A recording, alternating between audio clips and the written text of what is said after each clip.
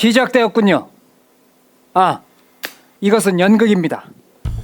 우리는 1896년 아간파천부터 1907년 헤이그 특사 파견까지 열강의 틈바구니에서 조선을 지키고자 고군분투했던 인물들, 그리고 그 중심에 있었던 고종의 파란만장한 이야기를 현재의 관점에서 과거의 모습까지 작가의 상상력과 역사적 진실을 토대로 이야기를 꾸며갈 것입니다.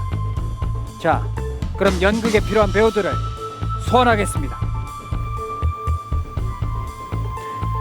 빛은 모든 것을 소환하고 소멸하며 꾸며낼 수 있습니다. 저는 배우입니다. 상당히 매력적인 역할을 맡았죠. 열강의 힘이 휘몰아치던 그때 대한제국의 여성들은 어땠을까요? 우리는 인물들 중심으로 얘기를 풀어갈 것입니다. 아간파천을 단행하고 러시아 공사관에서 머물며 불면증에 시달리던 고종은 과연 어떤 선택을 했을까요? 1905년 11월 18일 중명전 그날, 치욕스러운 역사의 흔적을 지우려고 노력했던 독립투사들의 혼을 들여다볼 것입니다. 선조들의 삶과 지금 우리들의 삶이 달라졌을까요? 우리가 풀어나가는 이 이야기가 과거와 현재를 관통하기 바랍니다. 우리는 대한제국 인물들 김란사, 이재명, 그리고 이완용을 현재의 대한민국으로 소환하여 그들의 이야기를 들어보려고 합니다.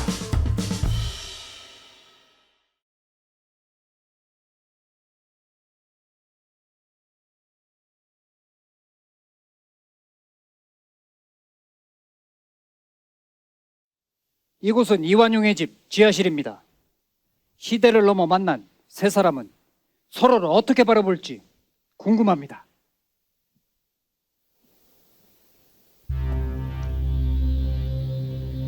대한제국 시절이나 지금이나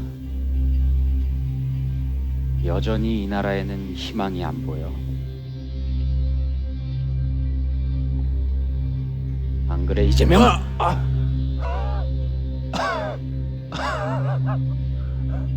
선조들의 뜻을 받들어 조선을 선진국으로 일궈낸 후손들이 들으면 실망하겠네요. 하긴 나라를 팔아먹고도 죄를 뉘우치지 않는 당신한텐 희망이 없어 보이기도 하겠다. 이 시대는 만만치 않아요, 이완용 씨. 너한테 궁금한 게 있는데, 넌 정말 그때 조선이 살아날 거라고 생각했니? 2,000명의 독립군이 태극기에 혼을 실었고 2천만 명의 인민들이 나라의 발전과 자주 독립을 꿈꾸며 죽어가는 조선의 심장을 뛰게 만들었어. 그때 넌 뭘 하고 있었어? 나도 자주 독립을 꿈꾸고 있었지.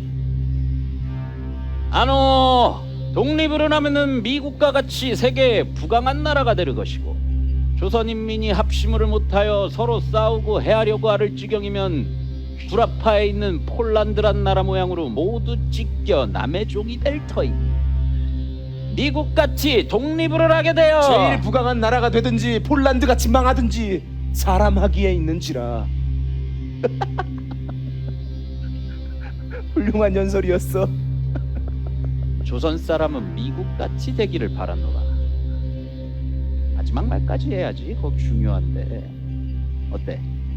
조선에 대한 나의 애정이 느껴지지 않았어? 내가 그때 뭘 하고 있었는지를 따지려고 이 칼을 들고 날 찾아온 거야?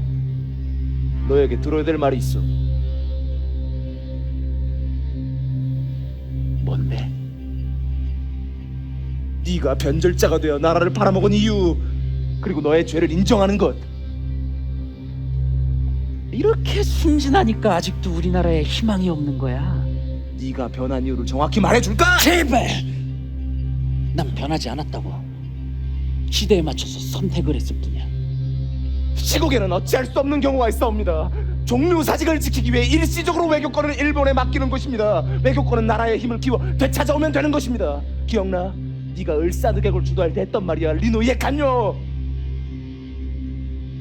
왜? 일본식 이름이 낯선가?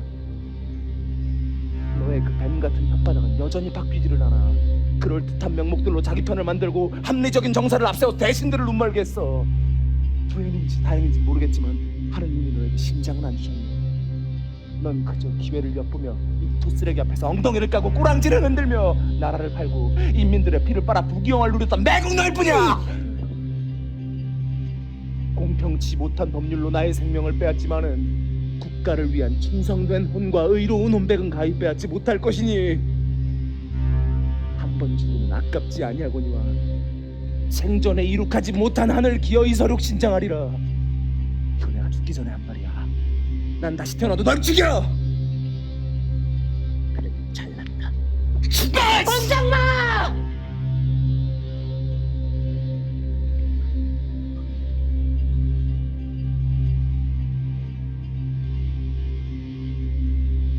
이게 누구신가? 이화학당 김란사 선생 아니신가?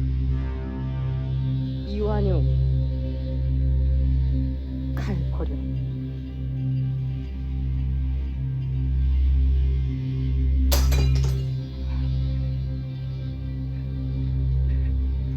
혜령 씨 괜찮아요?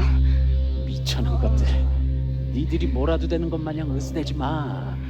깃털보다 가벼운 한낱 목숨값만한 주제에 나를 핍박하고 조롱하며 열등감을 해소하는 비열하고 더러운 위선자들.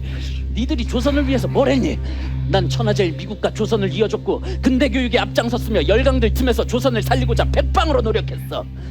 그 덕분에 조선은 발빠르게 외교 정책을 펼칠 수 있었고 그 선봉에 있던 게 나 이완용이야. 그만해!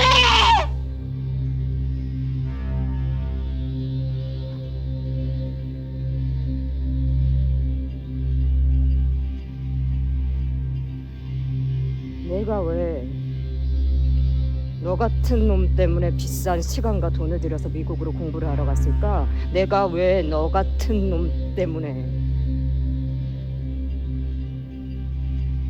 조선 인민들이 당신보다 머리가 나쁜 줄 아세요?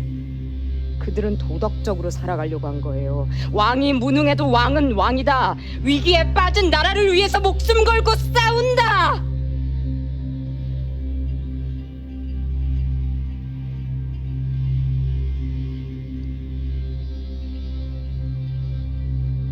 정말 감동적이고 용기 있고 자랑스러운 희생정신 아니에요?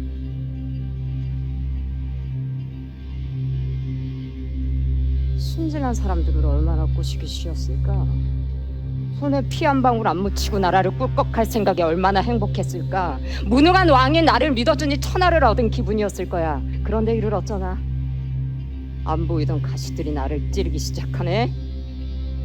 난 이 나라를 살리고 싶었어. 너의 자리를 지키고 싶었겠지. 내 자리를 지키는 게 나라를 지키는 거야. 조선인들은 무지해. 내가 이끌었어야 됐다고. 니들은 왕을 위해 싸웠지만 난 나라를 위해 싸웠어. 누가 왕을 위해 싸워? 죄 없이 농간당하고 노예로 끌려가 목이 잘린 인민들과 조선에 등불이 된 동지들을 위해 싸우는 거야. 이 무식한 놈. 똑똑한 네가 목숨을 걸고 일본 놈들과 싸웠어야지. 네 죄를 읊어줄까? 을사늑약을 체결해 나라의 외교권을 넘기고 통담부를 설치게 한 죄, 고종 황제를 협박하고 강제로 물러나게 한 죄, 정미칠 조약을 체결해 군대를 강제로 해산시킨 죄, 한일 병합을 추진한 죄.